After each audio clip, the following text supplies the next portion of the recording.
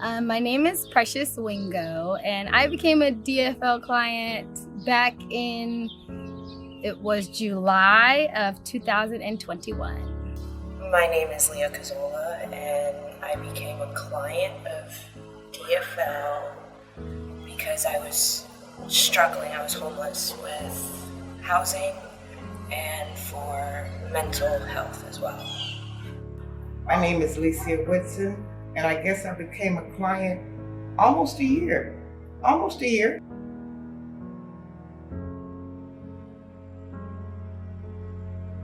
I ended up staying at St. Vincent because of some family issues and family conflicts that caused me to have to vacate my living spaces, just because it was better for everyone. But it definitely put me in a bad position, being that I was relatively new to the state itself, let alone St. Petersburg.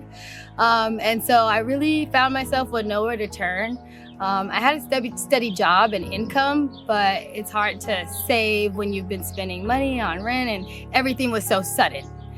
Evictions and family, pretty much. Trying to find affordable housing on a fixed income. Well, due to my housing struggles, the reason I'm having housing struggles is I'm coming out of an abusive relationship, as I stated before.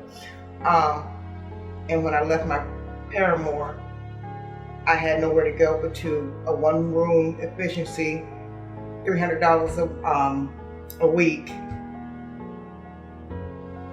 And my struggles is I'm trying to find Section 8 housing now.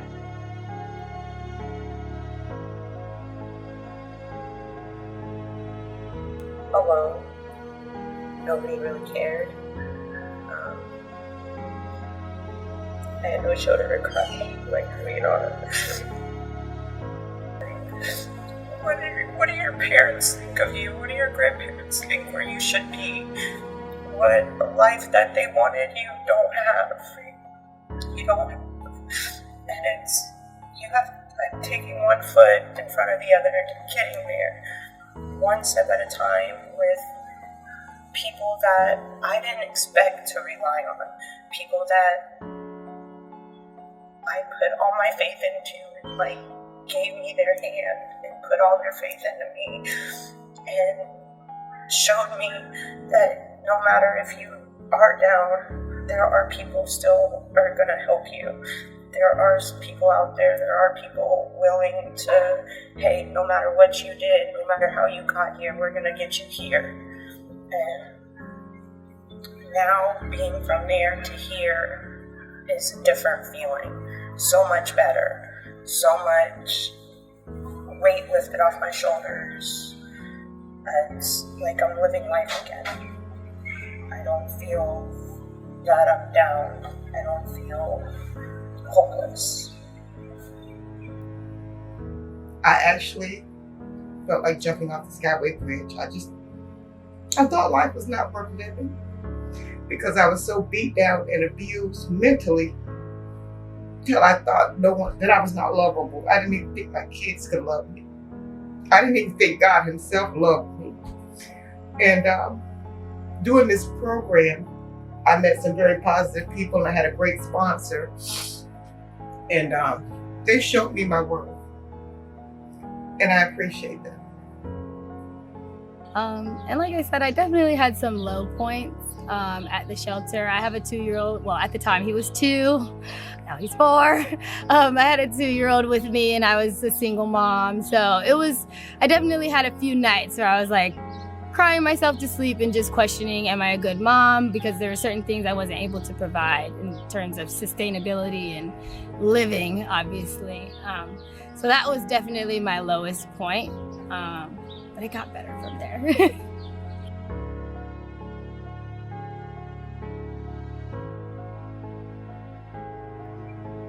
My mindset, the support that I had. My son, Prince James. That's it, period.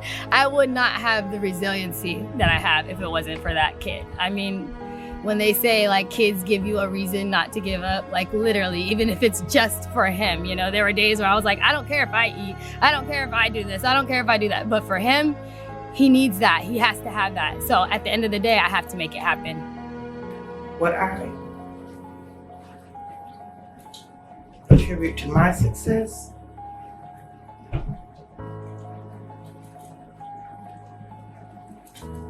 is this program.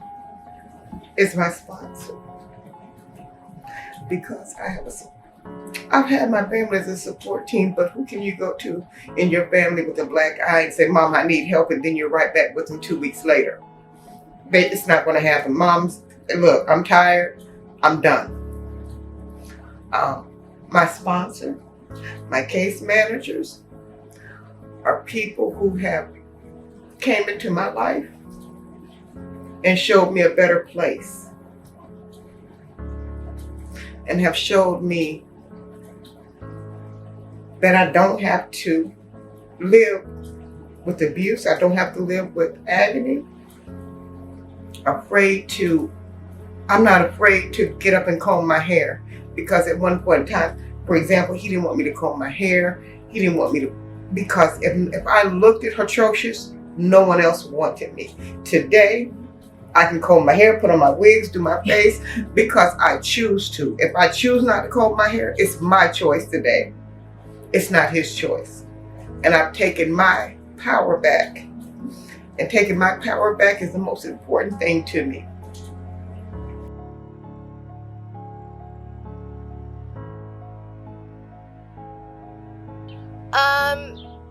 There isn't so much of a stigma. There shouldn't be so much of a stigma, because like with my situation, it was a series of unfortunate events, and it wasn't anybody's fault. And I feel like that's a big stigma. People who have see people who don't have and say, well, what did they do to get there? And they need to pull themselves up by their bootstraps.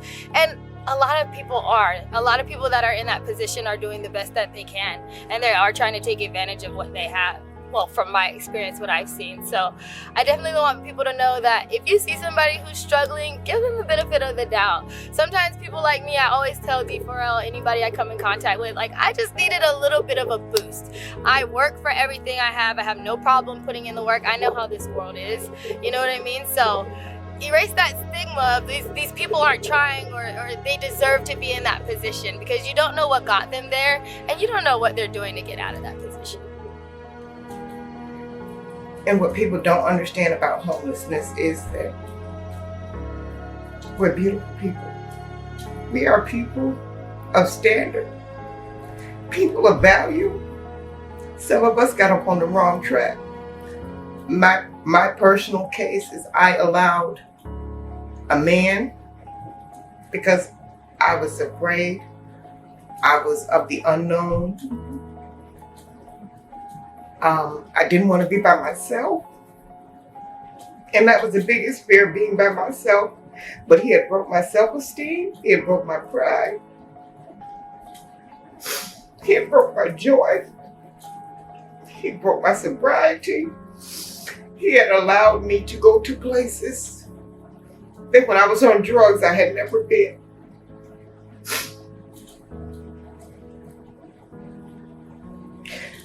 And with that being said, I'm homeless because I want a better life for my kids. And if this is what I have to endure to see a bigger picture with a better home, a better future, I'm willing to take it. Me and my kids can sleep on the floor in here and be happy. We're together. We're loved. We don't have the abuse. I still have my own mental issues, but I work through them. My children help me, and I love them, and I appreciate them for that.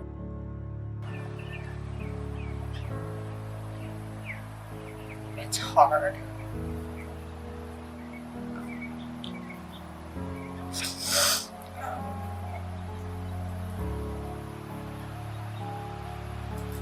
It's everything that it's chalked up to be.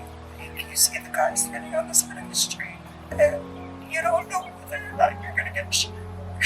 I mean, if you have a job, you know where your next food is gonna be. You have money coming in.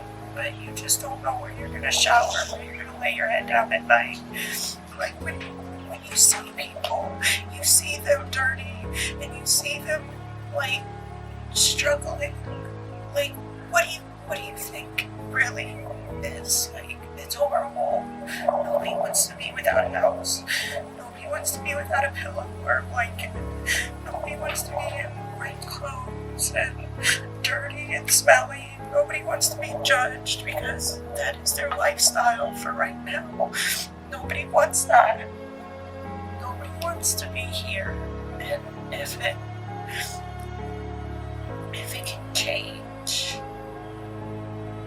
and people thought of people being homeless in a different way, the world would be a better place. The world would be different. It's cruel out here. It really is. People make fun of people for being homeless. It's not something to make fun of. It's people at their lowest.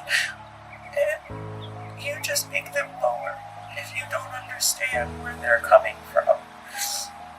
Like, you have to, the saying, walk a mile in somebody else's shoes, and then you really would understand.